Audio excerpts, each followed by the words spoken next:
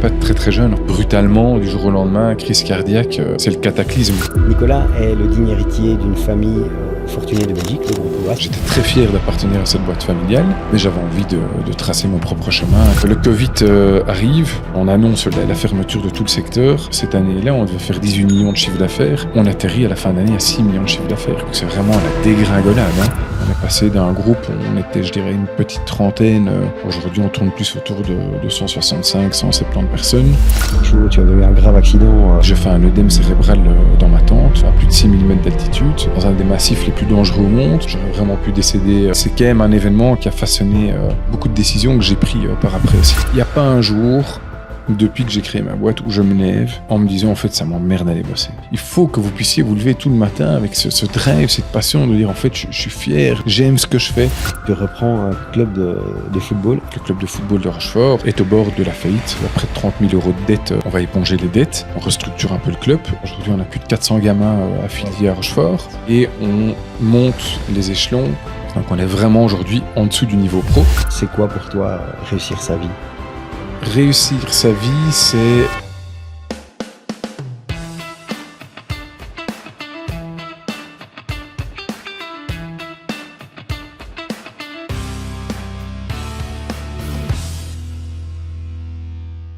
Bonjour et bienvenue sur le podcast Cap ou pas Cap. Alors aujourd'hui, je reçois un invité de prestige, Nicolas L'Ouest. Nicolas est le digne héritier d'une famille fortunée de Belgique, le groupe L'Ouest, que vous connaissez peut-être. Mais Nicolas a décidé de suivre une autre voie et de créer sa propre aventure entrepreneuriale. Vous allez voir, c'est hyper inspirant. Il est à l'origine du groupe Terreau, en association avec ses frères. Terreau, c'est notamment connu à travers le paddle en Belgique, mais il y a plein d'autres projets, notamment l'événementiel sportif. Vous allez voir que Nicolas a vraiment énormément de projets dans le pipe, beaucoup de choses sur lesquelles il travaille et c'est un podcast qui s'annonce très très inspirant avec beaucoup de valeurs partagées. Je vous souhaite un agréable moment en sa compagnie. Bonjour Nicolas. Salut David. Ça va, tu vas bien ? Ouais, la forme, impeccable. Super. Je suis vraiment heureux de te recevoir sur ce podcast. J'ai voulu faire un podcast avec toi parce que la première fois que j'ai entendu parler de toi, je me suis dit que tu étais un super entrepreneur. Mais il y a quelque chose qui m'a marqué chez toi, c'est ta gentillesse et ta bienveillance en général avec tout le monde. Donc je t'ai une fois observé sur un terrain de paddle dont on parlera après et je trouvais que tu avais une gentillesse et une bienveillance incroyables et je me suis dit c'est exactement ce genre de personne que je voudrais recevoir sur mon podcast et je suis très ravi de te recevoir ici. Est-ce que je peux te demander de te présenter ? Alors je m'appelle Nicolas L'Ouest, j'ai 41 ans, papa de 4 enfants. Magnifique femme qui s'appelle Charlotte qui partage ma vie depuis longtemps, depuis mes 21 ans, donc ça fait une bonne vingtaine d'années. Je vis en Belgique, j'ai plutôt un parcours d'entrepreneur, donc j'ai démarré mon entreprise à l'âge de 27 ans. Passionné de sport, je fais beaucoup de sport de manière hebdomadaire, grosse passion pour le triathlon, la montagne, course à pied. Et un grand fan de foot à côté, qui est ma deuxième passion à côté de l'entrepreneuriat. On aura l'occasion de parler du football après, ça prend une grosse place dans ta vie. T'es né dans une famille emblématique, chez les L'Ouest, une grosse entreprise. Ça se passe comment l'enfance chez L'Ouest ? Alors je dirais que moi j'étais scolarisé dans un premier temps à côté de la Carrière, donc dans la région de Rochefort. Donc mon père s'occupait de tout le pôle industriel autour de la ville de Rochefort. Et donc, je dirais que dès mon plus jeune âge, on a été baigné un peu dans cette, dans tout ce contexte industriel autour de l'affaire familiale. Et puis, de fil en aiguille, l'affaire s'est développée. Donc, on a dû migrer du côté de Bruxelles. Donc, ça a été quand même un changement important pour nous.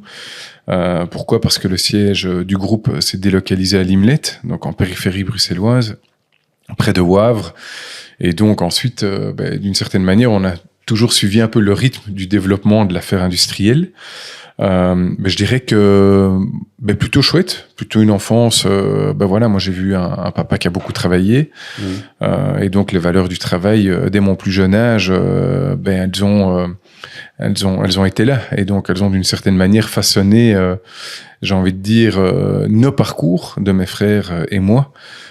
Parce que on a vu notre papa travailler beaucoup en Belgique, à l'étranger, développer l'affaire, et donc mais plutôt une enfance chouette, avec une maman très présente qui elle ne travaillait pas et qui elle était là à nos côtés pour notre développement et donc une mère très très très présente. Je fais une petite parenthèse de 15 secondes pour vous parler de Nosphère Brand Strategy, notre sponsor du jour. Nosphère est une agence de marketing et communication qui développe des stratégies pour toutes les entreprises, de la PME aux plus grandes marques. Ils ont à leur actif des clients tels que Porsche, Audi, Seat ou encore Deleuze. N'hésitez pas à aller faire un tour sur leur site internet pour voir toutes les stratégies qu'ils sont capables de déployer pour votre entreprise ou pour votre marque. nosphère.lu.be ou .fr, on vous met le lien en description. Maintenant, retour au podcast. Et on grandit normalement quand on grandit dans une famille comme ça, avec un nom qui pèse aussi lourd dans l'industrie belge?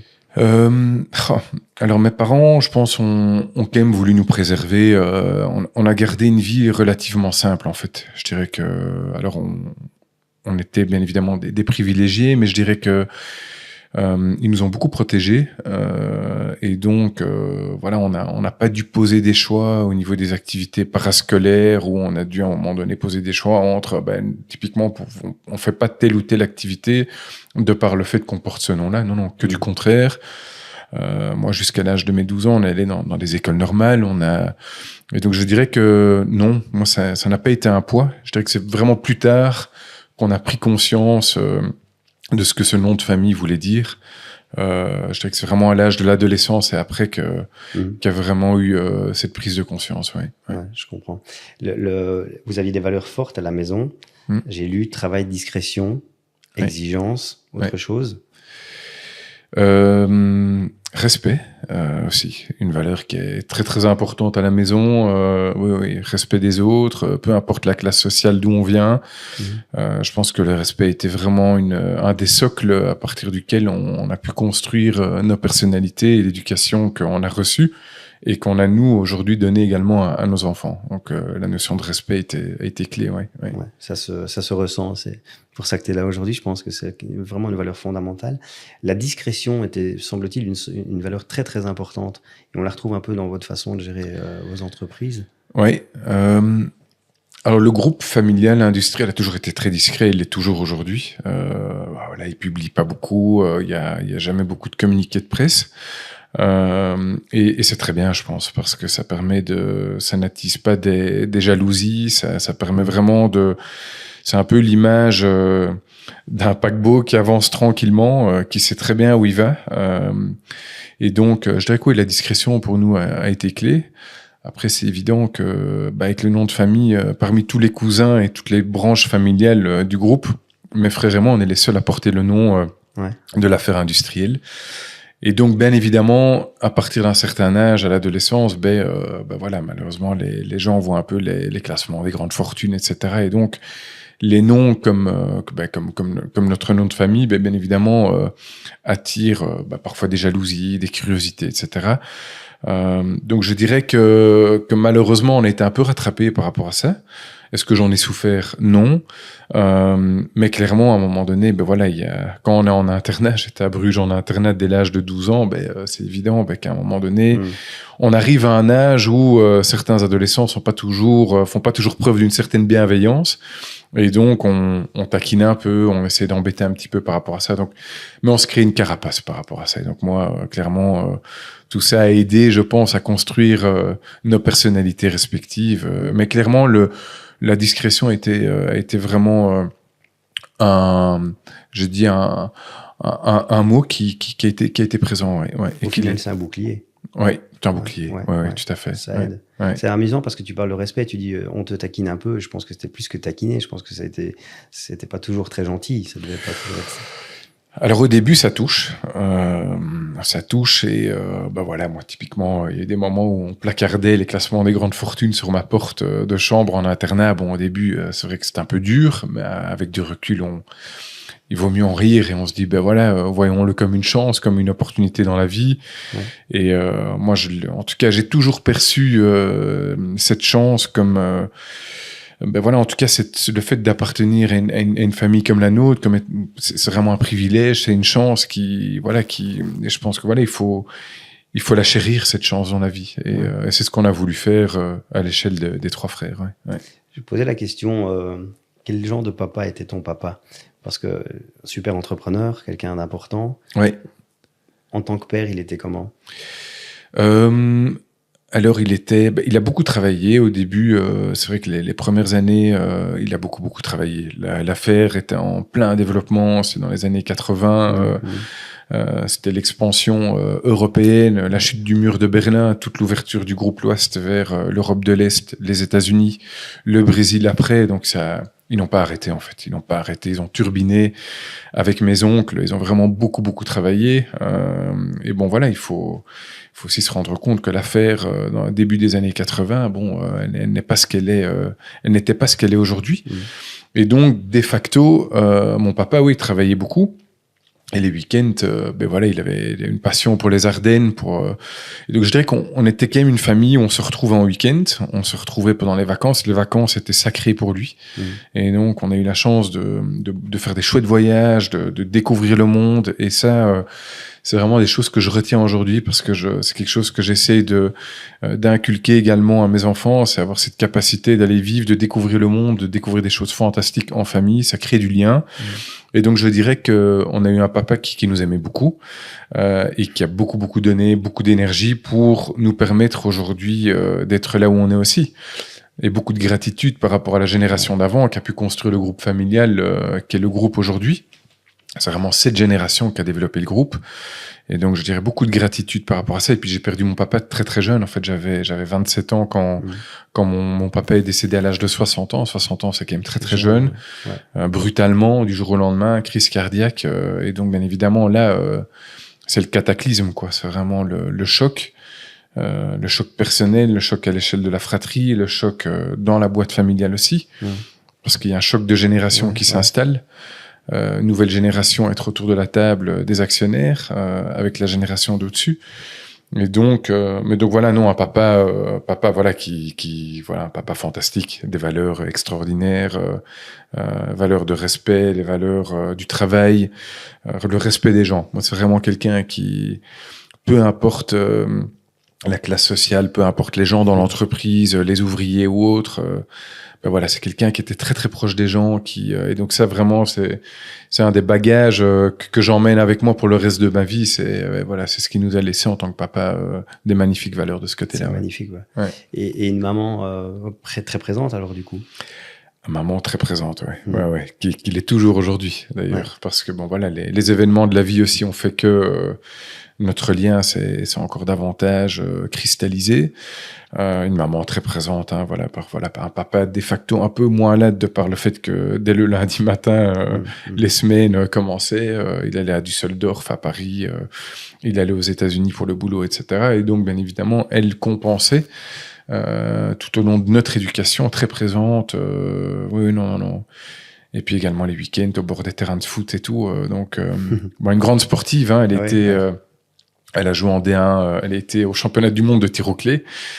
Elle était en D1 belge de hockey, donc toutes ces valeurs du sport, clairement, oui, elle joue beaucoup au tennis, championne du Brabant au tennis, etc. Donc c'est vraiment, une bête de sport. Sans la fierté quand tu dis ça. Ouais, mais vraiment parce que, le sport, clairement, je dirais que c'est vraiment elle qui nous a transmis ces valeurs du sport. Et c'est une chance parce que je pense que le sport véhicule des valeurs fantastiques dans la vie. On va en parler après. Ouais, donc maman très présente, maman très présente. Flamande, ta maman. Flamande, ouais. Et donc du coup, tu pars à 12 ans à Bruges. Alors voilà, oui. Alors papa wallon, maman flamande, et on a migré autour de Bruxelles. Donc on a vraiment, complet. on a fait le complet moule frites. Et oui, pour elle c'était important que dès l'âge de 6 ans, moi je débarquais de Forrières, de l'école communale de Forrières, autour de Bruxelles à devoir apprendre le flamand, parce qu'elle avait insisté en disant que le bilinguisme était clé. Et puis à l'âge de 12 ans, donc elle nous pousse. Elle avait été en internat aussi, à Bruges, dans le même internat que nous. Et elle nous a poussés, tous les trois d'ailleurs, à aller en internat à Bruges. Et ça a été... au début, c'était pas facile, mais avec du recul, c'était les 6 plus belles années de ma vie, en fait. Parce que j'en garde aujourd'hui... j'ai 41 ans, tous mes bons copains, ou en tout cas une grande majorité de mes copains, sont encore issus des 6 années d'internat. C'était des enseignements assez poussés. Et puis mon flamand n'était pas très très bon en arrivant. Donc j'ai quand même dû me battre pendant 6 ans au niveau des études. J'ai pas eu facile en fait. Clairement, c'était la barrière de la langue pour moi était pas évidente. Mais on faisait beaucoup de sport. On commençait les cours à 8h du matin, on terminait à 16h20 et on avait tous les jours 1 à 2 heures de sport intégrées dans le programme. Et en fait, moi, cet amour du sport, en fait, cumulé au fait que j'ai quand même dû me battre au niveau des études, ça a quand même bien, ça m'a développé pendant 6 ans et ça m'a donné un super bagage pour attaquer les années d'après. J'étais capitaine des sports aussi en dernière année. On jouait au rugby, au foot, tous les mercredis après-midi. L'autocar nous attendait. On allait jouer contre les écoles à Dendermonde, à Mel, etc. On a été au championnat du monde des écoles de rugby à 7. On a fait plein de choses fantastiques. Et donc j'en garde 6 super belles années. Latin, grec. Donc voilà le côté littéraire. Voilà aussi. Donc non. Et puis le bagage du flamand. Mine de rien, à 18 ans, se dire que le bilinguisme, il est là, il est acquis. Donc, super expérience. Plus super. l'anglais, plus l'allemand. Plus l'anglais, plus l'allemand, oui, tout à fait. Ouais. Ça aide dans la vie. Est-ce que tu t'es senti assigné à une trajectoire toute faite dans cette vie-là ou... Alors, je dirais qu'aujourd'hui, oui, un peu plus que ce que moi j'ai envie de laisser à mes enfants. Je dirais que c'est pas comme si aujourd'hui, eux, leur voie était déjà tracée et qu'à l'âge de 12 ans, ils allaient suivre les pas de papa en internat. Non. Que du contraire. Nous, je dirais que je laisse la porte un peu plus ouverte par rapport à leur épanouissement personnel. J'ai vraiment envie de trouver j'ai envie de leur permettre, qu'ils soient le plus connectés avec eux-mêmes dès leur plus jeune âge, en fait. Et je pense que c'est important. Typiquement, ma femme a poussé pour qu'on les mette dans un enseignement dès la maternelle, l'enseignement Montessori, qui ouvre quand même dès le plus jeune âge et une trajectoire un peu différente que l'enseignement classique. Par contre, pour les remettre dès l'âge de 6 ans, plutôt dans le schéma d'une école communale, pour justement leur permettre aussi de tisser des liens avec des personnes venant de tous les milieux, de toutes les classes sociales, c'est hyper important. Et nous, la trajectoire qu'on a envie de leur donner, c'est dès l'âge de 12 ans, de leur ouvrir les voies d'un épanouissement personnel, tout en ayant des études, qui quand même assez poussées. Donc voilà, ouais. Quel genre d'études ? Alors moi, je pense aujourd'hui pourquoi pas leur donner peut-être un background un peu plus anglo-saxon. En tout cas, on y réfléchit. Je trouve aujourd'hui que le bilinguisme est important. Ils sont en néerlandais à l'école, tous.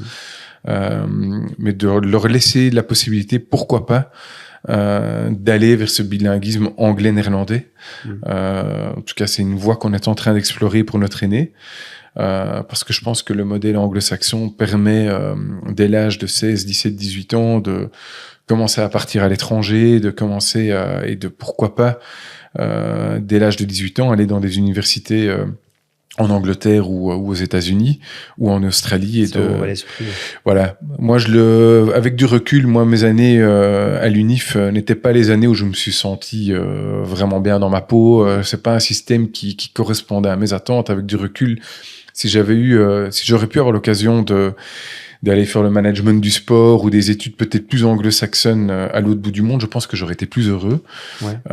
Et mine de rien, je trouve qu'on est dans un monde, il y a une globalisation qu'elle a aujourd'hui, on parvient à vivre des choses extraordinaires, à vivre des cultures différentes.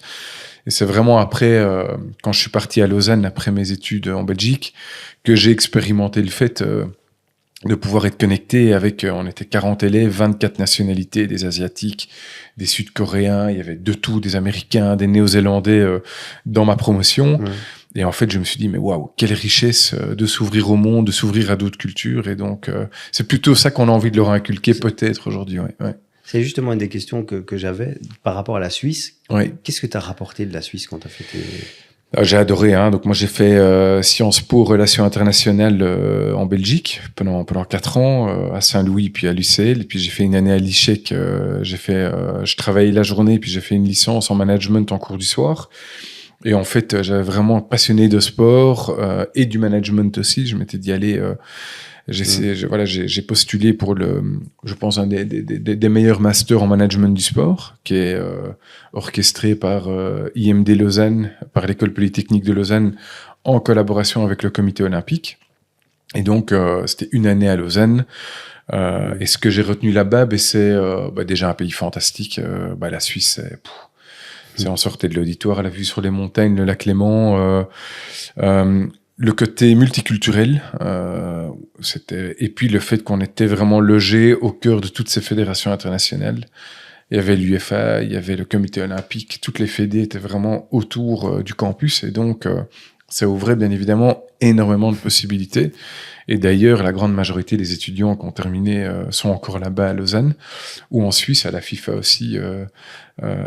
Et donc, moi, j'ai pris une autre trajectoire. Mais je garde, vraiment une année, super belle année après. Une année, tu as fait en Suisse. J'ai fait une année, oui. Et tu reviens en Belgique après? Je reviens en Belgique. Mon épouse commence dans un super beau cabinet d'avocats à Bruxelles. La possibilité qu'elle pour elle de migrer en Suisse et de me rejoindre, je sentais bien que c'était compliqué. Elle commençait une super belle carrière dans un des plus beaux cabinets. Et donc, je décide à ce moment-là de revenir en Belgique et je commence un stage au club de foot d'Anderlecht en marketing. Super chouette stage. Bon, j'étais standardman dans l'âme, donc pas évident. Je fais un stage là-bas et finalement, à la fin de mon stage, il n'y a pas de réelle opportunité business. Mais je dirais premier lien avec le monde du foot aussi. Et vraiment très sympa. Très, très chouette expérience. Club très familial, l'époque encore de la famille Van Den Stock, Van Holsbeek et tout. Donc, il y avait encore ce vrai ancrage familial des Mauves. Et puis finalement, pas de job à la clé, malheureusement. Et heureusement, parce que ça m'a permis ensuite de développer People First, qui est devenu Terreau après. Justement, il n'y a pas de voie pour toi dans le groupe. Il n'y a pas de volonté de rejoindre le groupe ou pas de possibilité? Non. Alors, il y a une charte familiale qui existait et qui stipulait clairement que n'importe qui ne pouvait pas rentrer dans un groupe de cette taille-là. Et heureusement, cette charte familiale existait. Sinon, c'était le début de la fin, quoi. Si tout le monde commence à postuler pour des jobs dans une organisation qui est mondiale avec 6500 collaborateurs dans le monde, je pense que c'était le début de la fin. Et heureusement, ils ont mis des règles. Et les règles stipulaient, qu'il fallait une expérience à l'étranger, un MBA, etc.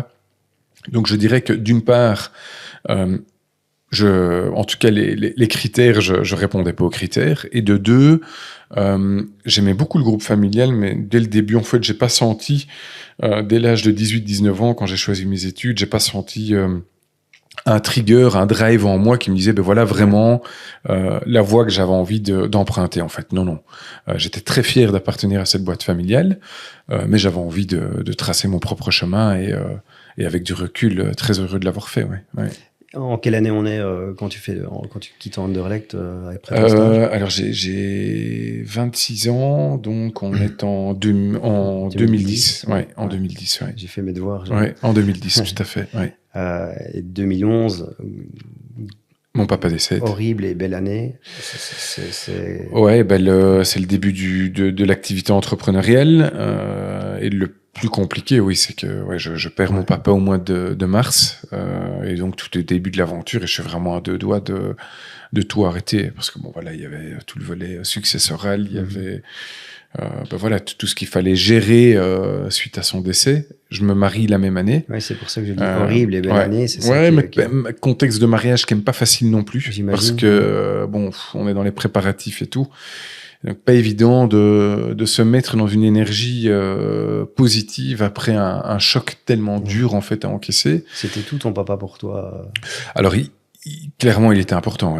Il était très très important et il comptait beaucoup pour nous. Et je dirais que ce qui était très difficile, c'est le côté brutal. À 27 ans de perdre un être qu'on aime et puis de voir vraiment le cataclysme à l'échelle de toute une famille en fait. Mais on est très très très très proche en âge au niveau de la fratrie. Jérôme avait 26 ans, Arthur en avait 24. Pour ma maman, un choc très très fort aussi. Et donc c'est vrai que se retrouver quelques semaines après à devoir changer de modus operandi ou en tout cas de mindset. Et je pouvais pas annuler mon mariage. Mon mariage était fin août. Et donc, mine de rien, ça m'a quand même permis de me projeter dans autre chose. Mais c'était une année, une année noire. Tu n'as pas pu profiter. Voilà. J'ai quand même essayé de profiter. On est parti en voyage de noces, mais pour la petite histoire, on a refait un deuxième voyage de noces l'année d'après. Parce que je sentais bien que j'avais envie l'année d'après, quand ce deuil petit à petit, se matérialisait, d'ouvrir la porte à un peu plus de joie, un peu plus de positif aussi. Ouais. C'était maladroit quand je dis horrible et belle année, parce que je voulais pas dire belle année. Non. Dans le sens où tu lances ta première entreprise et tu te maries cette année-là. Ça a dû être... Oui, clairement. Et donc, je me répète, ce sont des émotions tellement différentes. Le jour du mariage, il y avait bien évidemment beaucoup de tristesse et beaucoup de bonheur aussi de me projeter dans cette vie à deux avec mon épouse et tout. Donc en effet, belle de ce côté-là. Ouais. Parce que, et ce mariage, mine de rien, je pense, avec du recul, m'a permis aussi de sortir de cette étape très très noire, très compliquée, et à un moment donné de me projeter dans autre chose, même si j'étais probablement pas à 100% dans que du bonheur et tout, parce qu'il y avait ce deuil qui était là. Néanmoins, oui, clairement, c'était aussi une belle année de ce côté-là, clairement. Quand un pilier comme ça, parce que ça doit être énorme, c'est encore plus qu'un pilier simple papa, c'est dans la famille, etc. Ouais. Quand lui part, ça doit être très très dur, parce que tu es l'aîné de la fratrie. Ouais. Donc finalement, tu deviens un peu, malgré toi, le pilier aussi. Le poids... Oui, et de par le fait qu'on était... en fait, on est très proches en âge, j'ai ressenti un poids, mais pas tellement, en fait. Parce qu'en fait, très très vite, on s'est retrouvés tous les trois autour de la table à vouloir prendre des décisions à trois. On est hyper complémentaires. Et donc non, j'ai plutôt vu ces épisodes compliqués de la vie comme étant des opportunités de consolider notre entente fraternelle. Et d'ailleurs, aujourd'hui, qui est encore clé dans notre quotidien, quoi. Ouais. Ouais. Et donc, People First, c'est ton aventure entrepreneuriale à toi. Je démarre, je fais mon mémoire de fin d'études à Lausanne sur le lien entre le monde de l'entreprise et entre le monde du sport. Et donc je développe People First, dont le but de People First c'était d'une activité à travers des activités de team building, de fédérer les boîtes, donc les entreprises, les équipes en entreprise autour du sport. Je commence tout seul. Je prends mon bâton de pèlerin et on commence à dégoter les premiers contrats. Et pour la petite histoire, c'est vrai que mon père m'avait demandé d'aller voir 4 capitaines d'industrie qui faisaient partie de son réseau pour aller challenger mon business plan. Et c'est vrai, il y en a que un qui m'avait dit écoute, ton projet tient la route. C'est Pierre-Olivier Beckers, qui était le CEO du groupe Deleuze et qui était président du comité olympique belge, qui lui m'avait dit écoute, t'es jeune, tu t'as rien à perdre, t'as un chouette projet, fonce et puis tu verras. Si ça fonctionne pas, tu rebondiras toujours. T'as un diplôme universitaire, tu parles des langues, ça devrait le faire. Après, tu trouveras toujours quelque chose. Mais et je dois dire que c'est vraiment le seul qui m'a vraiment poussé et qui m'a convaincu ensuite de dire tu sais quoi, tiens pas trop compte de ce que les gens vont penser, vas-y fonce. Et puis t'as toujours des gens qui te décourageront d'entreprendre, t'as toujours des gens qui diront que ton business plan n'est pas ficelé. Et puis qu'est-ce que c'est un business plan? L'entrepreneur aujourd'hui qui pourra me dire qu'un business plan en année 3 est exactement le même que ce qu'il avait prédit, je pense aujourd'hui encore plus qu'à ce moment-là. Tout ça, non, à un moment... Ça aide les banques. Voilà, les banques, il faut rentrer un plan financier pour le notaire et les banques, et puis, mais à un moment donné, le projet, il évolue, donc non, super content. Donc en 2011, je démarre cette magnifique entreprise, et puis de fil en aiguille, la boîte se développe. Je suis rejoint dans l'aventure par un de mes meilleurs potes, Benoît Ancourt, qui me rejoint en 2012. Et qui lui m'aide à structurer, qui lui avait fait une école de commerce, qui lui aide plutôt à structurer la boîte.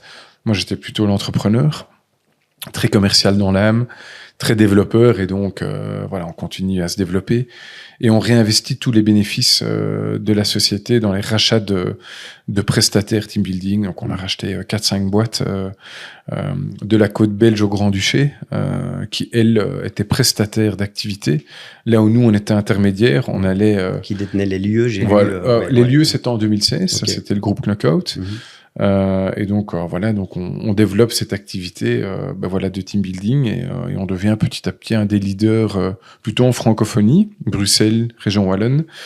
Et puis en 2016 arrive un moment clé où on se dit dans la chaîne de valeur, être prestataire d'activité c'est bien, mais on se rend quand même compte que dans le chiffre d'affaires qu'alloue une boîte à un événement, le lieu, le traiteur, tous ces services annexes, bien in fine, captaient quand même la grande majorité du chiffre d'affaires. Et c'est à ce moment-là je décide, avec l'aide de mes frères, c'est le moment où mes frères vont me rejoindre dans l'aventure, d'un point de vue capitalistique.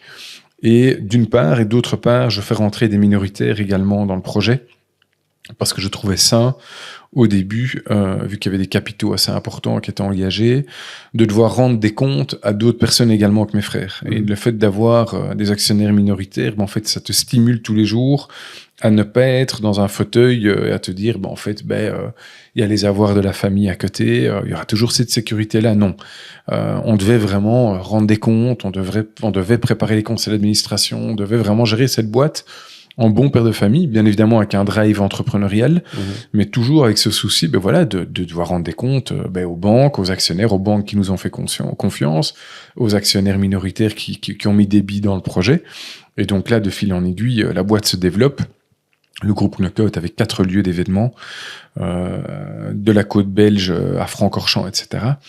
Et dans la foulée, depuis 2017, on a développé pas loin de 15 nouveaux lieux dans la foulée du Knockout. Et on est passé d'un groupe où on était, je dirais, une petite trentaine en 2016, au sein du groupe et People First et Knockout. Un groupe aujourd'hui qui, avant la fermeture des 2 restaurants, comptait 200 collaborateurs à temps plein. Aujourd'hui, on tourne plus autour de 165, 170 personnes. Avec encore, c'est déjà pas mal. Hein. C'était une belle équipe à gérer. Et donc, un groupe qui a connu une croissance de dingue, malgré 2 années de Covid. Hein. Il faut quand même pas oublier que entre 2017 et aujourd'hui, il y a eu 2 années de Covid qui ont paralysé tout le secteur. Mais que malgré ça, on s'est réinventé, on a continué à développer l'affaire. Et donc, ça a été un super chouette parcours entrepreneurial. Ouais. C'est génial parce que j'ai toute une série de questions et je vois que en fait, toute ma série de questions, tu les passes les unes après les autres. Donc, je te laisse parler. En fait, c'est chouette. J'ai quand même deux petites questions. Ta première association ne s'est pas déroulée comme toi t'aurais souhaité. C'est ça, c'était un de tes amis. Donc, j'imagine que c'est une épreuve. C'est pas voilà, tout à fait. Alors, ça s'est pas passé comme prévu. C'est avant que Benoît rejoigne l'aventure. Donc moi j'avais eu l'idée du projet et puis un autre ami qui m'avait rejoint en 2010 dans l'aventure. Et fin 2011, on a dû se quitter malheureusement. C'était dur au début parce que c'était une année, la même année que le décès de papa. Mais avec du recul, moi je suis quelqu'un qui pardonne très vite en fait. Et donc, justement, ce qui est intéressant dedans, c'est de voir que tu as une aventure de partenariat. Et malgré ça, tu te relances dans le partenariat par la suite. Donc ça, t'as pas eu peur de relancer des... Non. Et d'ailleurs, aujourd'hui, dans le groupe Terreau, j'ai beaucoup d'amis qui travaillent dans le groupe. Et beaucoup de gens m'ont toujours dit, mais est-ce que tu penses que c'est vraiment une bonne idée de lier le volet professionnel et le volet amical? Et en fait, si je regarde maintenant avec du recul, je pense que je vois plus ça comme un vrai plus et une vraie valeur ajoutée, une nouvelle corde à son arc plutôt qu'un angle mort ou un angle risqué. Non, voilà. J'ai eu une expérience malheureuse. Je te dis que toutes les autres sont plutôt heureuses aujourd'hui. Et donc voilà, mais en effet, un début plutôt compliqué de ce point de vue-là. Mais c'est magnifique parce qu'on aurait tendance à ne plus avoir confiance et se dire l'association c'est plus pour moi. Et au final, toi, tu fais tout l'inverse. Tu redéveloppes l'association, ce qui est un gros lien avec ton développement maintenant sur le développement du groupe. C'est grâce aux associations et tout ce que tu as fait. Alors moi, je crois hyper fort dans les relations interpersonnelles. En fait, moi, je suis quelqu'un. Alors, il y a des gens qui fonctionnent très très fort de manière analytique, les chiffres et tout. Moi, je fonctionne très très fort au gut feeling. Si j'ai une bonne connexion avec les gens et tout, j'ai plutôt envie de bâtir des projets autour de ça. Et donc, clairement. Donc... Mais il y a un mot que j'ai envie de auquel je pense quand je pense à toi, c'est fédérer. Ouais. Et finalement, tu parles beaucoup de sport, tu parles de football, tu parles de choses fédérées. Ouais. Moi, je suis étranger au football, tu vois, c'est pas un monde que je connais bien. Ouais. Donc, le sport collectif, c'est pas trop quelque chose. Mais on ressent dans le sport que ça t'a amené énormément de choses dans l'entrepreneuriat, notamment le fait de fédérer, de créer des équipes. J'ai toujours été capitaine des équipes de sport, en fait. Ouais. Donc, j'étais capitaine des sports à l'OPEM à la fin. Et après, j'ai développé une équipe de foot en APSA. J'ai toujours été capitaine. Quand je jouais en scolaires provinciaux et autres au foot, j'étais toujours capitaine de l'équipe. Et donc, je pense que oui, j'aime fédérer, j'aime ce rôle de leader, j'aime rassembler. Et c'est sûr que le sport, au début, m'a aidé à transposer ça dans l'entreprise. Tout en laissant beaucoup d'autonomie dans l'entreprise. Donc en fait, j'ai un style managérial où oui, je fédère, mais je donne beaucoup d'autonomie. Je suis pas dans du micromanagement. J'aime pas être derrière les gens. Non, j'ai plutôt envie de faire grandir les gens dans leurs fonctions. Je suis pas le manager organisateur. Je suis plutôt un manager fédérateur qui laisse beaucoup d'autonomie. Et donc, ça peut plaire ou ne pas plaire. Et donc voilà, non, c'est... Mais en effet, ouais, plutôt fédérateur. Ouais, c'est assez magnifique de voir ça. Après, j'imagine que c'est pas toujours simple non plus. Tu dois te séparer de collaborateurs quand ça fonctionne pas toujours bien. Donc, c'est pas non plus... Ouais. Comment tu fais pour... c'est quoi ta ligne de conduite par rapport J'essaie d'être le plus juste possible. Et je pense que dans la vie, quand on est juste, souvent, ça paye. Ouais. J'aime pas les doubles discours. J'aime pas commencer à raconter des histoires pour un moment donné. Voilà, on a déjà eu des discussions compliquées avec des personnes qui quittent le navire. Ça fait partie de la vie d'une boîte. J'essaie d'être le plus juste possible. Et quand je pense dans la vie, on est juste. Je fais des erreurs aussi. Hein. Je pense que tout être humain fait des erreurs. Il faut reconnaître ses erreurs. Je pense de dire à un moment donné, quand on a pris une décision qui n'était pas juste, pouvoir essayer de revenir dessus, de dire ok, d'admettre ses erreurs. Mais je pense moi la justesse. Moi, c'est vraiment c'est une de mes valeurs qui est vraiment importante pour moi. Ouais. C'est amusant parce que ton regard a changé vraiment dès l'instant où on a parlé de ça. Donc c'est juste tes sourcils se sont un peu crispés comme ça. Ouais. Donc l'injustice, à contrario, c'est quelque chose qui...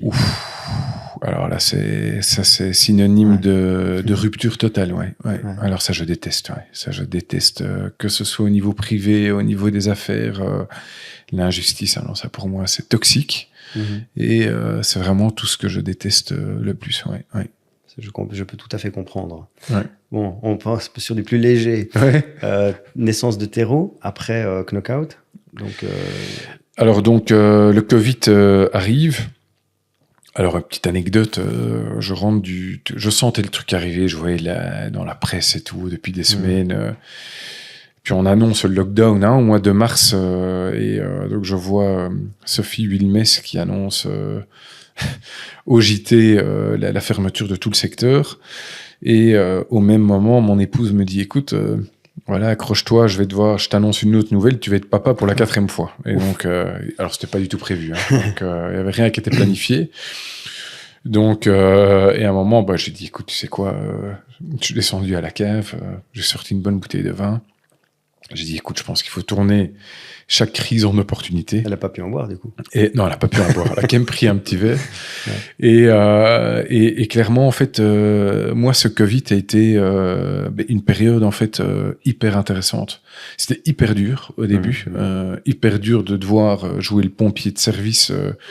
J'avais un fantastique, toujours un directeur opérationnel aujourd'hui fantastique, qui à ce moment-là était vraiment mon binôme dans cette sortie de crise, qui s'appelle Geoffroy, qui était un gars, dès le premier jour, on était au combat tous les deux, on a continué à aller au bureau et essayer on a dû activer, tous les plans, d'abord au niveau social, vis-à-vis des collaborateurs, beaucoup d'indépendants dans la société aussi, il y avait les droits passerelles, il y avait le chômage économique, et donc c'était vraiment, il faut juste s'imaginer, on avait un budget, cette année-là, on devait faire 18 millions de chiffre d'affaires, on atterrit à la fin d'année à 6 millions de chiffre d'affaires, quoi. Donc c'est vraiment la dégringolade, hein. Et donc, c'est le chaos total. Et ce qui était très dur, c'est les fermetures, réouvertures. Et quand on pouvait réouvrir, toujours avec les gestes barrières, ça, c'était le plus dur. Quand il y a eu la 2e vague au mois d'octobre, nous, on s'est dit, OK, le secteur redémarre, on refait les événements. On avait heureusement nos établissements à la côte belge en été qui redémarrent. Septembre, les événements corporate redémarrent un peu et puis clac, la deuxième vague arrive et on doit tout réarrêter brutalement. Et puis il y a encore eu des vaguelettes, mais c'était 2 années et c'était une traversée du désert où on a dû se réinventer. On a fait des team building en digital. Donc, à un moment donné, du jour au lendemain, on se dit, OK, ben, les boîtes, ils sont en remote, ils font du télétravail. Les gens vont quand même avoir besoin de se reconnecter. De me dire un jour qu'on faisait des team building en pleine nature, qu'on allait devoir faire des team building derrière les écrans pour animer les gens, ben, on l'a fait. Et ça nous a permis quand même de garder 4-5 personnes au boulot. Non pas à temps plein, mais qui ont quand même pu travailler 3 jours semaine, de les réactiver de cette manière-là. Mais c'est une fierté de se dire qu'on a pu se réinventer, quand le secteur a réouvert. Et ça m'a permis, à un moment donné, de dire, OK, est-ce qu'il y a des métiers qu'on a encore envie de faire ? Moi, la boîte de nuit, il faut juste s'imaginer, c'était le dernier secteur à ouvrir. On avait quand même une activité nightlife à Waterloo et à la mer. C'était le dernier secteur. Et donc, à un moment donné, tous les autres, petit à petit, on peut réouvrir. Et à un moment donné, je me suis dit, mais est-ce qu'on a vraiment encore envie de faire ça ? Et ça a été vraiment un élément déclencheur de dire, waouh, de quel monde on a envie de demain ? De quelle entreprise on a envie de demain ? Et là, grâce à mon mentor, qui est un coach de vie, coach professionnel, je lui dis, j'aimais l'idée de fusionner mes activités avec celles de mon frère Arthur, qui avait développé 2 restaurants terreau de la ferme à l'assiette, le nom terreau. J'adorais sa philosophie, en fait, de dire, ouvrir un restaurant, c'est une chose, mais ouvrir un restaurant de la ferme à l'assiette, circuit court, qui tient compte de la saisonnalité des produits, des enjeux de la planète, je trouvais que c'était une initiative hyper louable. Et je me suis dit, quelqu'un qui pourrait amener beaucoup de sens dans notre projet. D'autant plus qu'il faut savoir que dans le groupe People First Knockout, on faisait beaucoup de repas au niveau de notre traiteur, mais pas dans cette philosophie-là. Et donc, rassembler nos forces avec Arthur, déjà, j'étais content d'unir mes forces avec mon frère. D'autre part, je trouvais qu'il amenait beaucoup de sens et de cohérence au projet. Un nouveau rebranding, une marque forte, la fin de certains métiers comme la partie nightlife, la fin des buffets au sein du groupe Knockout. On allait mettre parfois des fraises dans nos buffets au mois de novembre-décembre, qui était une aberration écologique. Et en fait, Arthur, très vite, a amené cette cohérence au niveau de tout le projet food du groupe Terreau. Et donc, ça a été le début d'une magnifique aventure entrepreneuriale avec mon frère et d'un nouveau rebranding, d'une nouvelle marque Terreau et de nouveaux métiers qui sont arrivés parce que grâce à cette mouvance, on décide, en sortie de Covid ou pendant le Covid, de travailler sur la fin de la boîte de nuit à Waterloo et de travailler sur le dépôt de permis de notre premier projet de paddle à Waterloo. Et le paddle, en fait, incarnait tout ce changement du groupe Terreau, en fait. Fin d'une activité nightlife pour le développement d'un projet sportif là-bas, qui, in fine, avec beaucoup plus de sens, faire bouger les gens, amener plus de résilience dans un projet, une activité 7 jours sur 7, et ça a été le début après d'une magnifique histoire, et pour Terreau, et pour la fratrie, et pour d'autres métiers comme le paddle. On va en parler juste après. Moi, j'ai fait un petit parallèle, j'ai fait un petit exercice, parce que terreau, ça veut dire terre, donc terre, nature, horizontalité, présent, création personnelle, tu vois, un monde organique, vivant, humain, ce que j'ai noté, un univers de lieux, de rencontres et d'expériences. J'ai fait un parallèle avec le groupe Loast. Ouais. Industrie, extraction, pierre, verticalité, héritage, passé, un monde structuré, ancien, solide, minéral, un univers d'ingénieurs, d'usines et de globalisation. Il y a une espèce de contre-pied énorme entre ce que vous êtes aujourd'hui et le groupe Loast. Mais en même temps, vous ne pourriez pas être ce que vous êtes aujourd'hui sans le groupe Loast. C'est ça qui est incroyable. Alors, c'est peut-être un exercice que j'ai fait. Il est bien fait, ouais, je pense. Ouais. C'est un sacré chemin de vie, de transformer ça. En fait, on a tendance à penser, tu as un nom, il y a une industrie mondiale, tu vas suivre la route toute tracée et vous faites votre propre route. Ouais. Et de façon totalement indépendante, au point où même vous avez vendu vos actions du groupe Loast, donc vous n'êtes plus tout à fait. Au niveau actionnariat, vous n'êtes plus dans le groupe. Donc tu en parles toujours avec énormément de fierté et beaucoup de respect. Ouais. Donc ça, mais vous êtes complètement dissocié de ça. Donc vous portez finalement le nom, mais vous avez créé votre projet Terreau, et qui est un projet qui est en train de faire une progression fulgurante. Oui. Tout à fait. C'est marrant. Alors, moi, ce qui est vraiment important, c'est toute la gratitude du passé de ce groupe familial. Mais en effet, donc on prend la décision de quitter le groupe pour des raisons qui nous appartiennent, pour, d'une certaine manière, tracer notre propre chemin. Et c'est vrai que ce chemin-là est quand même, je dirais, à beaucoup d'égards différent du chemin du groupe industriel. Ouais. Voilà, la notion de durabilité. Voilà, il y a beaucoup d'axes aujourd'hui que nous prenons et qui sont, c'est pas un contre-pied, je pense. Ce n'est pas un rejet, c'est de dire à un moment donné, ben voilà, d'essayer de se dire qu'est-ce qui fait que quand on se lève le matin, et comme on travaille tous les trois et on travaille beaucoup, qu'est-ce qui fait qu'in fine, on peut avoir la notion de sens est importante dans la vie, je pense. Et aujourd'hui, moi, c'est vraiment clé. C'est de dire comment est-ce que je peux amener plus de sens, plus de valeur, et donc ça touche à des notions de spiritualité, ça touche à des notions d'ancrage personnel. Et c'est vrai clairement que le projet terreau et les autres projets annexes que nous développons au niveau familial sont des projets fantastiques, mais important de préciser, ce sont des projets qu'on peut développer aussi grâce au groupe familial, parce que ce groupe familial nous a permis financièrement aussi de créer une assise solide et nous permet aujourd'hui de continuer à nous développer sur base bien évidemment de ce que l'activité terreau peut générer, mais à côté de ça est un magnifique accélérateur à plein de niveaux.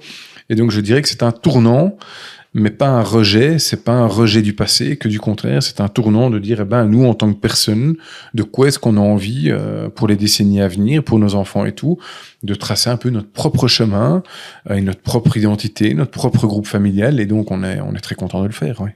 C'est assez dingue de voir ce revirement de situation et de pouvoir avoir tracé la route qui vous ressemble, vous. C'est assez... Ouais. C'est assez impressionnant. Bon, on accélère un peu. Donc, on parlait tout à l'heure de fédérer, c'était important pour toi.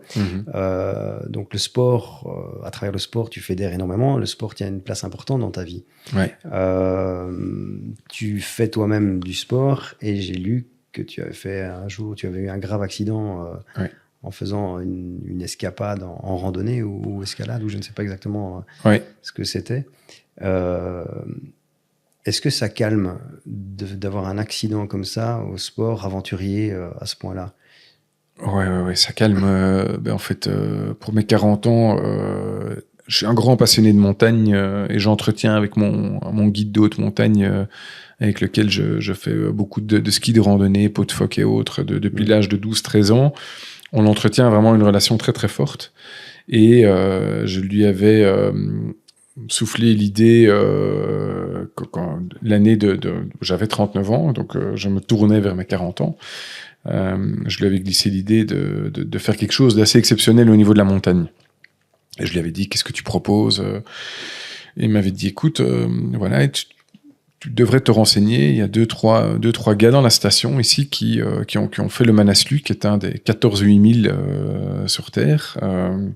De les rencontrer pour un peu voir si c'est quelque chose qui pourrait te tenter. Et donc, je vais rencontrer ces deux personnes qui me partagent leur expérience, qui sont arrivées en haut du sommet.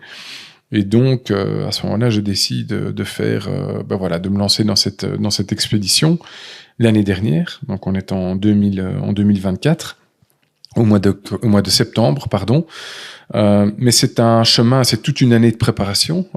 Faire un 8000, il faut se préparer physiquement. Donc on va faire plusieurs Mont Blanc, on se prépare et j'arrive au Népal, je pense, en pleine possession de mes moyens, tant au niveau physique qu'émotionnel, etc. Et malheureusement un grave accident arrive, donc tout le cheminement se passe merveilleusement bien. On arrive au camp de base qui est à 5000 mètres d'altitude. Je m'acclimate comme il faut. On va toucher le camp 1 qui est à 6000 mètres en aller-retour, retour au camp de base, tout se passe bien. et arrive une étape importante qui est de loger, ou en tout cas de dormir sous tente, à 6000 mètres d'altitude. Et en fait, il faut savoir qu'en haute montagne, monter, redescendre, en fait, il y a une décompression automatique, au niveau cérébral, au niveau pulmonaire, et donc le corps, très très vite, le fait de redescendre des paliers permet au corps de beaucoup plus facilement encaisser le choc de l'altitude. Et là, on testait pour la première fois le fait de loger en haute altitude, qui est une étape clé, parce que c'est une étape clé dans l'acclimatation pour arriver à 8000. Et malheureusement, en fin de journée, donc arrivé au camp 1, mon état se détériore complètement, des gros maux de tête, et je fais un œdème cérébral dans ma tente. Je tombe dans le coma à plus de 6000 mètres d'altitude. Il neigeait. Et là, c'est la panique dans la tente, en fait. Là, on essaie de me réanimer, on m'injecte des corticoïdes, on me donne un médicament spécialisé pour réduire l'œdème cérébral. Donc, je fais un vrai œdème cérébral. Donc, l'œdème cérébral, c'est quoi? C'est à un moment donné, on n'a plus d'oxygène au niveau du cerveau. On tombe à un moment donné dans les prémices d'un coma, et là, si on n'intervient pas, on tombe dans un coma profond et on décède. Et heureusement, mon guide et ami de toujours a les bons réflexes. Les Sherpas népalais voulaient me garder là-bas sous oxygène et voir l'effet des médicaments. Heureusement, Seb, vers 20h, il fait noir. Il avait neigé en fin de journée, et à cette altitude-là, quand il neige, c'est vite un demi-mètre. Et donc, il décide de me descendre en bas jusqu'au camp de base. Donc, on attaque vers 20h un périple dont je me souviendrai toute ma vie. Donc là, je reprends conscience, mais je suis à bout de force. En fait, on avait déjà fait l'ascension toute la journée. Et donc, là, Seb, mon guide, avec 3 autres Sherpas, me porte pendant près de 5 heures. On descend du camp 1 au camp de base. Il faut juste imaginer, il y a des pentes vertigineuses, il y a des rappels, il y a des échelles métalliques. Et donc, c'est vraiment apocalyptique. Je veux dire, il y a de la neige, un demi-mètre. Ils doivent retracer la route pour redescendre avec des frontales. On est dans un des massifs les plus dangereux au monde.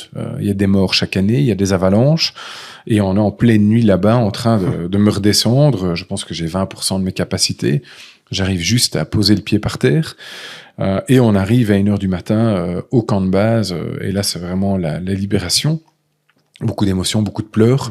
Parce qu'on prend conscience, et Seb et moi, qu'il était vraiment moins une, que j'aurais vraiment pu décéder dans ma tente, que grâce au réflexe qu'il a eu, in fine, je suis là. On appelle mon épouse qui est en Belgique avec un décalage de 5-6 heures, et on lui avait envoyé un message 12 heures avant par satellite en disant que tout était OK. Elle était en Anvers en train de faire du shopping avec mes 2 aînés, et on l'appelle à ce moment-là pour lui dire que j'ai frôlé la mort et que mon état s'est stabilisé, mais que on doit quand même rester vigilant.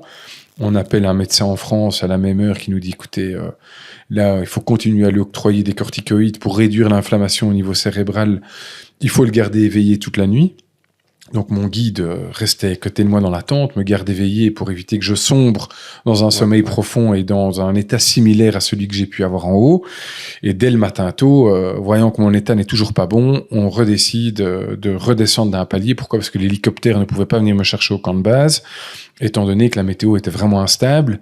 Et donc là, on repart pour 6 heures de randonnée pour redescendre dans la vallée. Donc là, il faut juste imaginer, le corps humain est épuisé, et là c'est vraiment le mental qui joue, et Seb qui me dit, donc mon guide qui me dit, écoute, il faut que tu te battes, il faut que tu t'accroches, on doit redescendre jusqu'à 3005, qui est le dernier palier pour être sauvé, et à ce moment-là, on arrive à 3005, on passe une nuit là-bas, et puis je suis rapatrié directement en hélico jusqu'à Katmandou, et là en 24 heures de temps, je suis en Belgique en fait. Donc là, en 48 heures, je passe d'une étape où j'étais au camp 1 au Népal à me dire que j'allais potentiellement gravir ce sommet, à une arrivée à Zaventem où ma femme m'accueille et où je mets quand même plus d'1 mois à récupérer des séquelles tant au niveau physique qu'au niveau mental, pour fin octobre être tapé.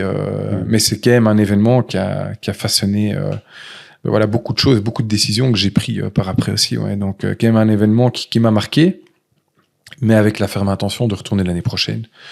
Donc j'ai décidé de repartir différemment au Népal. Cap ou pas cap, c'est vraiment, tu vois, on parlait c'est pas que l'entrepreneuriat, c'est ça aussi. Ouais. Je savais que tu allais dire que tu as décidé d'y retourner. Ouais. Qu'est-ce qui se passe dans l'esprit des gens comme toi, ou tous les entrepreneurs, ou tous les super sportifs, pour retenter l'aventure? Qu'est-ce qui fait que faut y retourner? Alors, il faut processer d'abord. Hein. Je pense que j'ai quand même mis du temps avant de me reprojeter dans quelque chose là-bas. Parce que je pense que voilà, c'est dans la vie d'un entrepreneur, il y a des hauts et des bas, et un entrepreneur, même dans le creux de la vague, il va toujours rebondir. Je pense, il va toujours se raccrocher à quelque chose. Et je pense que dans le monde du sport, c'est pareil. Quand on a une grave blessure, un sportif de haut niveau ou un sportif amateur, je pense qu'à un moment donné, quand on prend des coups dans la vie, même au niveau privé aussi, et je l'ai vécu avec des épreuves de la vie parfois compliquées, je pense qu'on rebondit. Et la nature humaine est faite ainsi. Qu'on soit entrepreneur, sportif, dans la vie privée, je pense que l'être humain a envie de rebondir. Mais j'ai envie de rebondir, mais différemment. Et je pense qu'un sportif de haut niveau qui se fait une grave blessure, il va peut-être plus pratiquer son sport de la même manière après. Je pense qu'il va peut-être respecter son corps différemment. Il va peut-être, comme un slalomeur par exemple, va peut-être voir ça différemment. Il va peut-être mentaliser différemment. Et moi, c'est pareil. J'ai plus envie d'aller faire un 8000 au Népal. J'ai eu trop peur. J'ai eu peur pour ma vie. J'ai eu peur pour ma femme, pour mes enfants. Mais néanmoins, j'ai envie de repartir. J'ai envie d'avoir ce sentiment de quand même pas sortir du Népal avec un sentiment d'échec. Et pour moi, c'est sûr que quand tout s'arrête brutalement, j'ai envie de reconnecter avec Sepp, mon guide là-bas. J'ai envie de reconnecter avec ce pays. J'ai envie de reconnecter avec le fait d'avoir ce sentiment d'avoir accompli quelque chose. Ce qui était très dur au Népal, c'est qu'avec du recul, je me dis, oui, tout était tellement brutal. Pour moi, oui, j'ai levé des fonds pour une œuvre caritative. Oui, j'ai été au bout de quelque chose. Oui, je me suis préparé. Mais il y a quand même un sentiment où j'ai pas accompli in fine ce que je voulais accomplir. Et ça, c'est important. Et je pense que c'est pareil dans l'entrepreneuriat. J'ai encore plein d'autres projets aussi. Ouais. J'ai encore envie d'autres choses. Et donc, c'est ça qui est beau dans la vie, je pense. Ouais. Mais en tout cas, c'est assez impressionnant de voir à quel point tu rebondis et tu as encore des projets. Quand tu dis, j'ai pas le sentiment d'avoir accompli, ce qui est dingue, c'est que j'ai aussi ce sentiment, et je pense que beaucoup d'entrepreneurs ont ce sentiment qu'on n'a jamais fait assez, alors que tu as déjà accompli énormément de choses et tu as traversé des épreuves incroyables. Pour rebondir dans d'autres choses, une balle de paddle, on peut rebondir. Ouais. Le paddle, c'est une passion ou une opportunité? Une opportunité, clairement, une opportunité. Parce que, bon, pour ceux qui connaissent pas, donc Terreau, c'est aussi le paddle. Donc, c'est combien de terrains de paddle en Belgique? Aujourd'hui, on va ouvrir notre 7e club. Nous, notre ambition, c'est une quinzaine de clubs pour 150 terrains encore dans les 3 ans. D'être vraiment le leader, un des leaders en Belgique et le leader en francophonie. Ouais. Qu'est-ce que toi, tu as compris au niveau du paddle et que les autres n'ont pas compris pour développer un projet d'une aussi grande envergure? Enfin, toi et tes associés et ton frère. Ouais, c'est un travail d'équipe. Hein. On est plusieurs, toutes les équipes terrain. Il y a Fred, qui est notre associé aussi, qui est là depuis le premier jour dans l'aventure paddle. Alors, je dirais que qu'est-ce qu'on a compris? Alors, je pense qu'il y a beaucoup de bons projets au niveau du paddle. Nous, ce qu'on essaie vraiment de développer, c'est vraiment une approche holistique. Et on pense que quand le marché sera consolidé, les clubs qui auront une approche holistique, c'est-à-dire qui vont être capables de développer une offre pour entreprise dans un club de paddle, qui vont être capables de se diversifier avec d'autres loisirs, qui vont être capables de développer une chouette offre horeca, un chouette sports bar, qui vont être capables d'amener une chouette académie. On a développé un pôle académie qui est fantastique, des cours particuliers, des cours collectifs, des stages pour enfants.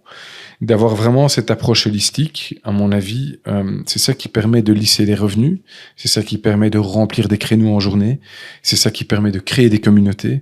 Et ça, je pense que c'est vraiment ce qu'on a envie de créer. Et ça, c'est vraiment notre angle stratégique.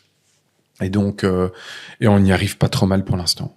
C'est un sport assez dingue. C'est beaucoup de gens qui ne sont pas spécialement sportifs ou qui n'ont jamais fait de tennis peuvent s'y mettre. Ouais. Ça a quelque chose. À la fois, c'est un sport de haut niveau pour les les gens de compétition. Ouais. Et en même temps, c'est un sport hyper accessible, ce qui fait que c'est hyper fédérateur. Je reviens à ce mot fédéré. Ben oui, et la notion de, parce que tu parlais, tu vois, tu évoquais là tout à l'heure, en fait, ce qu'est Terreau, la notion de reconnexion. Reconnecter les gens entre eux. C'est quand même un sport par rapport à d'autres sports qui connectent. On joue à 4, même si on développe des terrains simples maintenant qui ont plutôt le vent en poupe aussi. Ça reconnecte les gens en entreprise, qui font une activité after work, team building autour du paddle. Et la notion de reconnexion aussi à soi et à la santé. Je veux dire, c'est quand même sympa de dire qu'aujourd'hui, on développe un projet qui fait du bien aux gens. Ouais. Il y a des gens qui viennent 2-3 fois par semaine jouer dans le club. Il y a des personnes aujourd'hui qui commencent le paddle, qui ont peut-être des problèmes de surpoids et autres, mais qui, grâce au paddle, peuvent prendre du plaisir, développer une activité 1h30 avec des amis, en famille et tout. Et je trouve que ça, c'est quand même une initiative qui est louable parce que c'est pas une activité où on est derrière un écran. Non, c'est une activité qui crée du lien et qui reconnecte les gens à leur santé. Et donc, je trouve que même si c'est pas l'activité la plus sportive, je veux dire, mais comme on dit souvent, chacun son Everest, quoi. Ouais, je veux dire, il y en a qui font des Ironman, si pour des personnes qui faisaient pas de sport aujourd'hui, je trouve ça incroyable. C'est fantastique. Et si nous, dans notre mission, on peut, in fine, faire en sorte que beaucoup plus de gens puissent avoir accès à du paddle et à des infrastructures pour développer du sport, c'est fantastique. Voilà. Ouais. Et ça, je trouve qu'en plus, dans des régions peut-être un peu plus reculées, on va ouvrir à Ciné d'ici 2 ans un projet de 12 terrains de paddle. On a des projets et dans une région qui nous tient à cœur parce qu'on est wallon, on est content on adore la région wallonne. Et donc moi, je suis heureux de développer des projets dans une région qui en a besoin, qui a besoin d'entrepreneurs, qui a besoin qu'il y ait des gens qui prennent du risque. Et si nous, on peut, à notre petite échelle, faire ça, je trouve que c'est sympa, oui. Félicitations, c'est magnifique. Ouais. C'est magnifique. Bon, il y a autre chose, tu parles de Wallonie, donc je rebondis, Rochefort. Ouais. Donc Rochefort, tu es originaire de là, et tu es très foot. Yes. Et du coup, tu reprends un club de football à Rochefort. Alors en 2018, moi j'ai joué au foot là-bas dans le coin à Fourrières. J'ai joué 2 ans, donc pas très longtemps. Puis j'ai joué à Bruxelles aussi, mais moi, c'est des régions... comme j'expliquais là en guise d'intro, nous on a été scolarisés là-bas.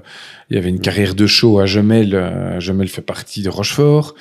Nous c'est vraiment une région.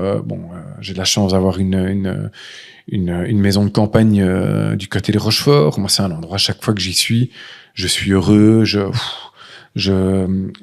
C'est vraiment un endroit dans lequel je me sens vraiment bien. Ouais. C'est une région fantastique. La Famenne, c'est beau. C'est des paysages à couper le souffle.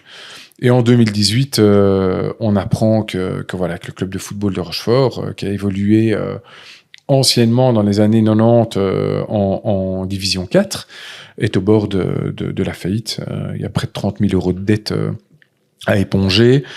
On est vraiment au mois de février-mars et je rencontre le président du club et la trésorière qui me disent écoutez, on va arrêter fin d'année. Le club est en première provinciale, avant dernier, parvient juste à se sauver, mais c'est la fin du matricule, quoi.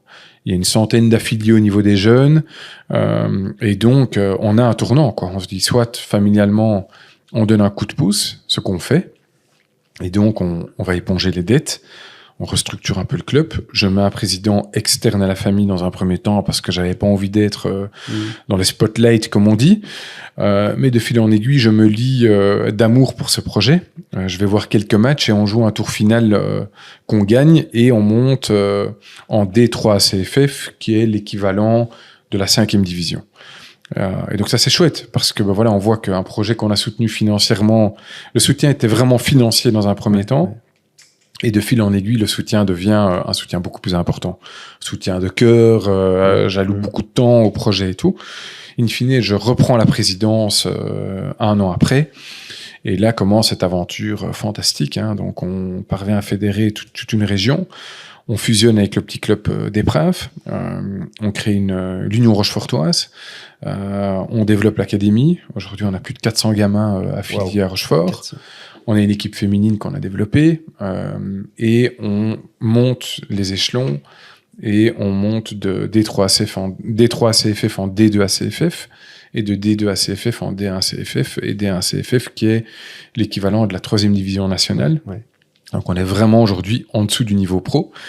Donc super projet, hyper fédérateur. Et on a pris les décisions maintenant de développer un projet de stade à Marche-en-Famenne, de développer un vrai club de Famenne pour amener le club de Rochefort, je l'espère, au niveau pro et pourquoi pas un jour en Jupiler Pro League, comme l'a fait la Louvière, la RAL, qui est un très très beau projet, qui est un projet qui nous inspire beaucoup. Et donc, le 11 décembre, on va annoncer au grand public le projet de stade. Donc, il y a une réunion d'information publique et on va travailler l'année prochaine sur un projet de dépôt de permis. Stade de 8500 places, un hôtel de 70 chambres, 4000 mètres carrés de loisirs avec du paddle, de l'aérox, Terreau qui va opérer les espaces loisirs, l'hôtel, Terreau qui va opérer toute la partie événementielle, traiteur et autres. Donc c'est pas qu'un projet de football, c'est un projet qui a un lien étroit avec le groupe Terreau. On estime les retombées en termes de chiffre d'affaires pour le groupe Terreau autour de 8 millions d'euros de chiffre d'affaires.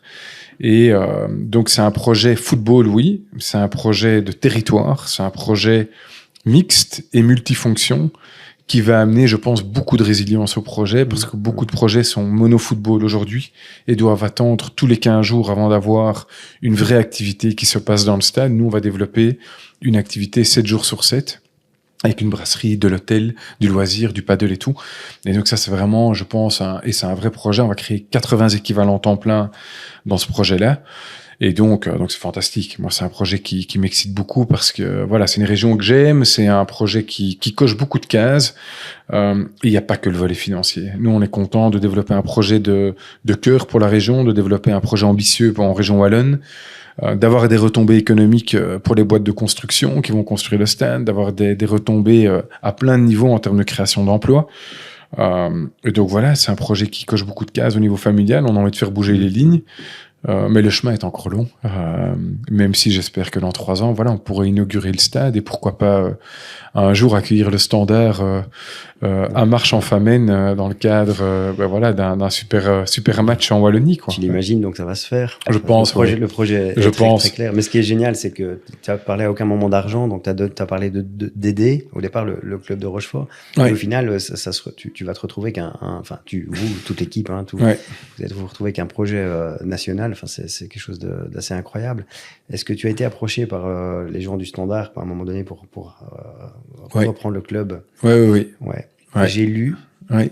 que racheter ce club, c'était trop facile. Alors, pas trop facile dans le sens que reprendre un club comme ça au quotidien, c'est pas facile. Et donc ça, je veux dire, c'était par rapport à notre héritage familial et tout, de dire demain, on aurait lu dans la presse, en fait, la famille Loist reprend le Standard de Liège.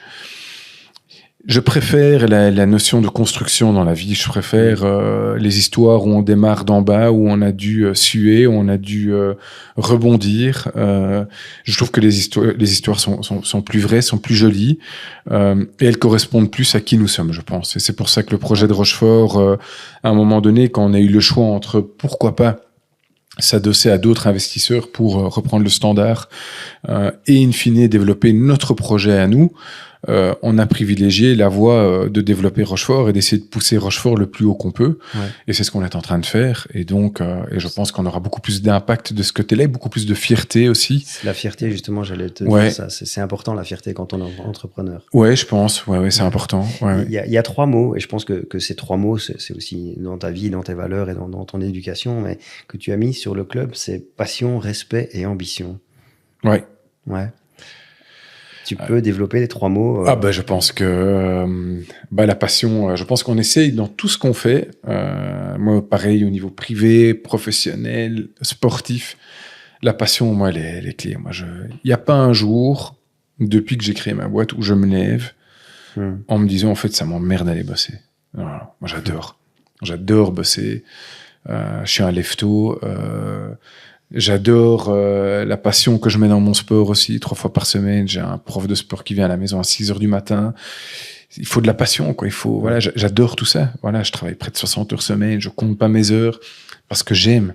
Je suis passionné de ce que je fais. J'aime ce que je fais. Et donc, bien évidemment, c'est le premier moteur dans la vie. Il faut être passionné, quoi. Il faut être passionné. C'est ce que je dis à beaucoup de gens qui vont rejoindre notre boîte.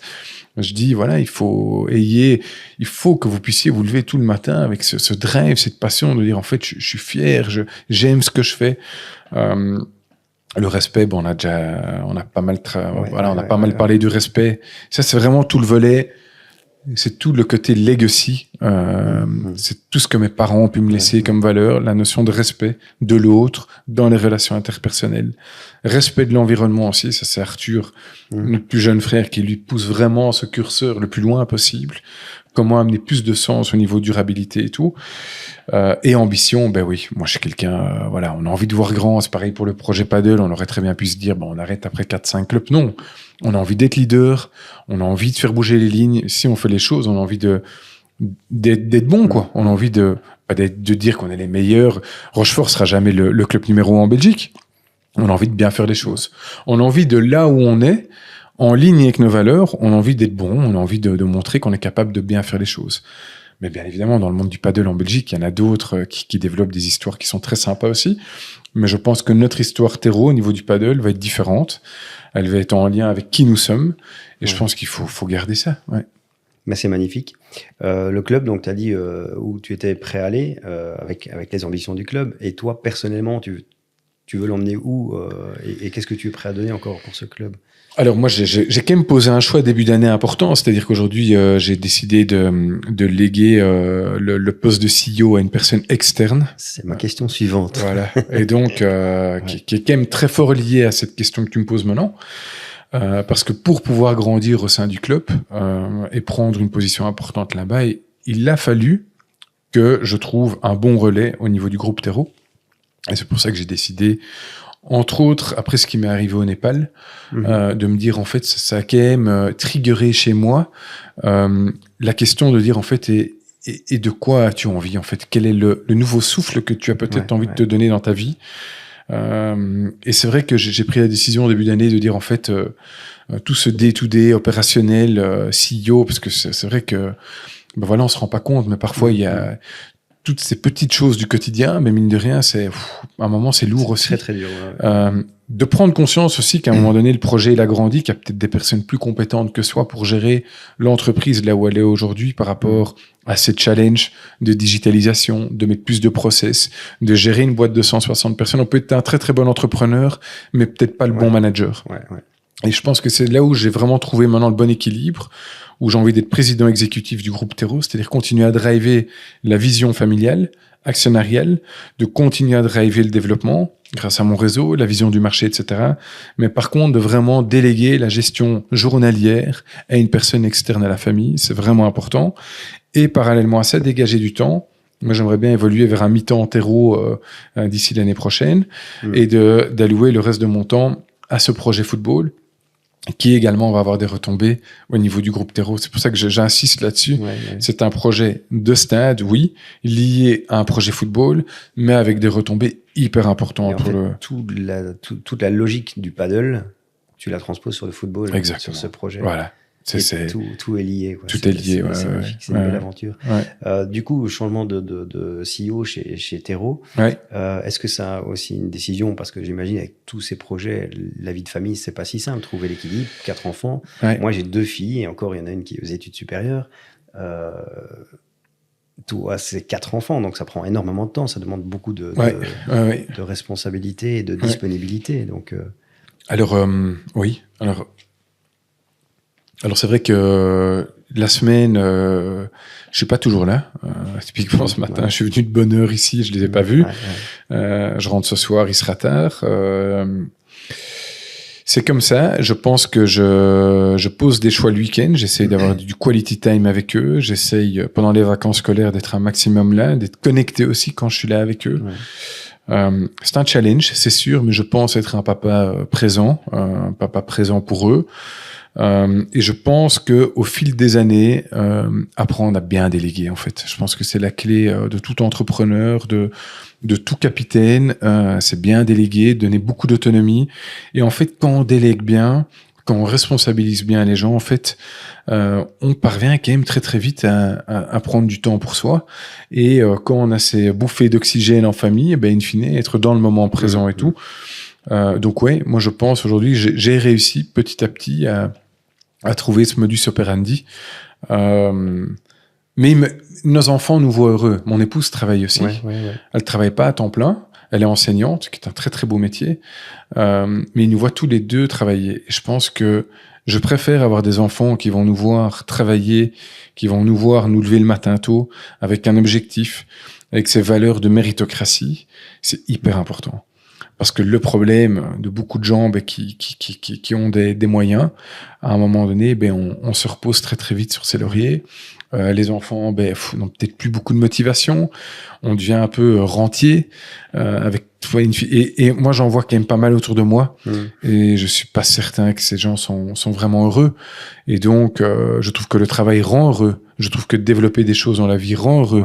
Et c'est ce que j'ai dit à mes enfants. Je dis, écoutez, moi, vous devez pas être ingénieur ou médecin cardiologue. Je veux dire, moi, vous pouvez faire ce que vous voulez.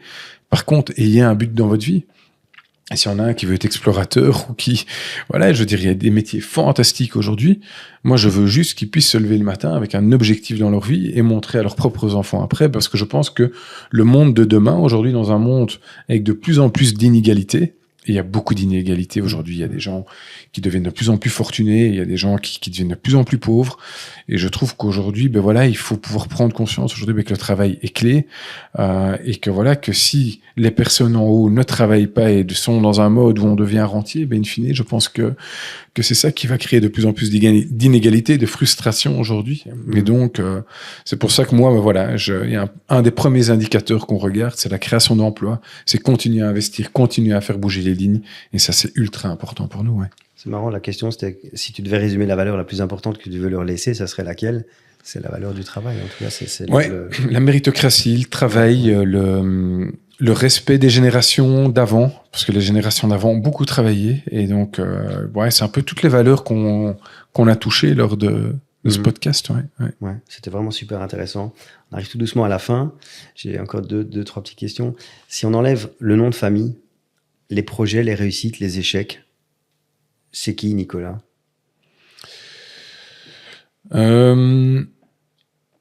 Nicolas est quelqu'un, je pense, de relativement simple dans la vie. Je pense que c'est quelqu'un, indépendamment du nom qu'il porte, indépendamment de ses réussites, je pense que c'est quelqu'un d'hyper accessible. Et ça, c'est quelque chose qui doit rester. Peu importe les réussites, le nom qu'on porte, je pense qu'on doit rester soi-même. Et Nicolas est quelqu'un de, peu importe la personne dans l'entreprise, qu'il soit comité de direction, ouvrier, peu importe les personnes qu'on peut côtoyer au quotidien, je pense que moi, c'est un des moteurs dans ma vie, c'est cette notion de respect. Ça peut paraître bateau, mais c'est vraiment important. C'est pas bateau. Et donc voilà, je trouve qu'il faut rester fidèle à qui on est. Et donc Nicolas, c'est ça. Ouais. C'est beau. C'est quoi le plus grand doute que tu as en tant qu'homme?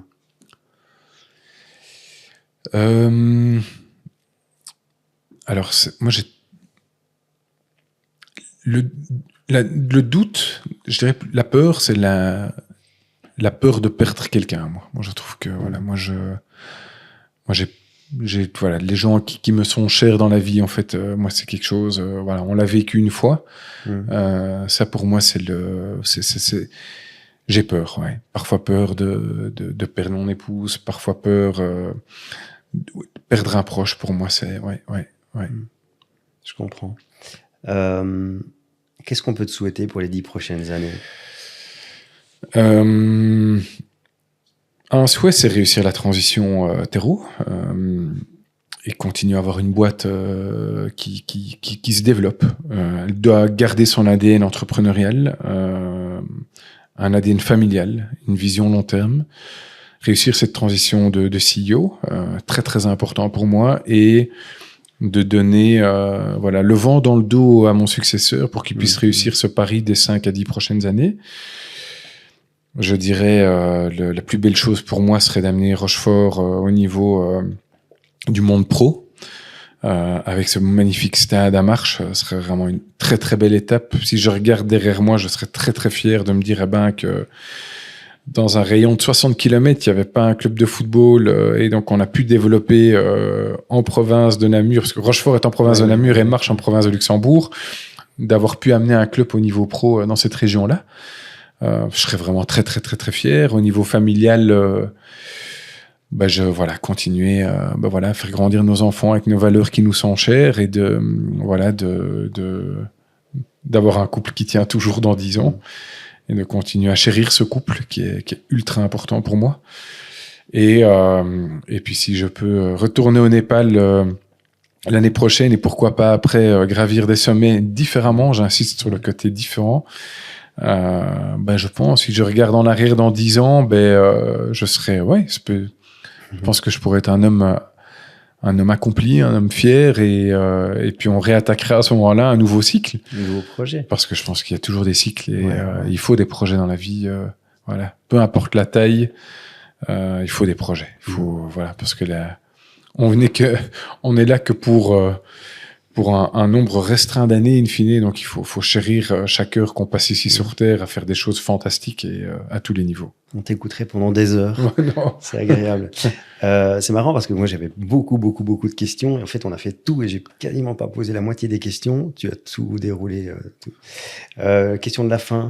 C'est très important, cette question. C'est quoi pour toi réussir sa vie ?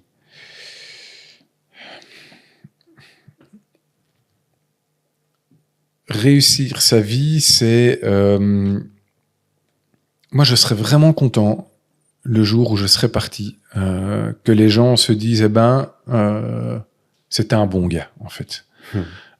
C'est pas trop une réussite financière, c'est pas trop une réussite d'ego, de voir sa tête partout dans la presse ou autre. Non, c'est de me dire, en fait, d'avoir été fidèle à ces principes au niveau des relations interpersonnelles. Et si je peux, le jour de mon enterrement, d'avoir des gens qui se disent, waouh, c'était une belle personne, c'était quelqu'un de bien, c'est quelqu'un qui laisse une trace positive sur Terre, je pense que ma vie, elle sera réussie. Magnifique. Et voilà. C'est magnifique. Dernière chose, un livre à nous recommander ou un conseil que tu as reçu qui a changé ta vie? Alors, j'ai deux choses. Alors, il y a un livre qui m'a vraiment aidé à sortir du trou au moment du Covid, c'est le 5 AM Club de Robin Sharma, qui est top. Il y a des résumés qui existent, et donc pour ceux qui n'ont pas envie de le lire, le 5 AM Club, c'est top. C'est vraiment cette routine dans sa vie de se lever le matin tôt. Alors lui, il parle de 5 heures du matin. Ouais. Mais en fait, on peut le transposer, ça peut être 6 ou 7 heures du matin, à chacun son 5 AM Club. Mais c'est cette force, à un moment donné, de créer des routines. Et les routines dans la vie, c'est important. Parce que la vie, elle est faite de haut et de bas. Et c'est en créant des routines où on a ce moment pour soi le matin, de sport, de méditation, de lecture ou autre. Le 5 AM Club, c'est ça. C'est décomposer cette routine en 3 morceaux. Sport, lecture, méditation. Ouais. Mais in fine, chacun le transpose un peu à sa sauce. Et moi, en fait, la notion de routine que j'ai pu mettre en place, en fait, elle est clé. Aujourd'hui, j'ai pu mettre des routines de sport 3 fois par semaine le matin tôt. En fait, ça a changé ma vie, en fait, parce que je me lève plus facilement, je me sens mieux, moins stressé, je me sens mieux dans mon corps. Donc, ce livre est top. Donc ça, je vous le conseille vraiment. Et de deux, ce que mon mentor m'a dit, c'est une phrase, c'est « Do it by design ». Et le by design, c'est, en fait, aujourd'hui, on peut quand même d'une certaine manière designer sa vie comme on veut, en fait. En fait, on sous-estime notre capacité personnelle à designer sa propre vie, à dire, en fait, et demain, j'ai envie de faire quoi? Quels actes je peux poser by design pour faire en sorte d'arriver à la destination que j'ai envie d'avoir? Et ça, mine de rien, c'est quand même important. Et donc ça, il m'a beaucoup aidé avec ça. Il m'a dit, mais tu sais, il m'a dit, Nico, il m'a dit, fais tout ce que tu fais by design. Et ce by design, c'est clé. Donc voilà. Magnifique. C'était hyper inspirant. C'était une belle histoire et c'est une sacrée aventure. Et je te souhaite le meilleur pour la suite. Merci. Je te remercie d'avoir accepté mon invitation à participer à ce podcast. Et à très bientôt. À bientôt. Salut David. Merci. Voilà, c'est déjà la fin de ce podcast. Merci de nous avoir écoutés jusqu'au bout. Si ça vous a plu, n'hésitez pas à vous abonner, à mettre un petit like et à partager autour de vous. Ça nous aide énormément. On a plein d'autres projets en préparation, donc restez connectés. Et nous, on vous dit à très bientôt.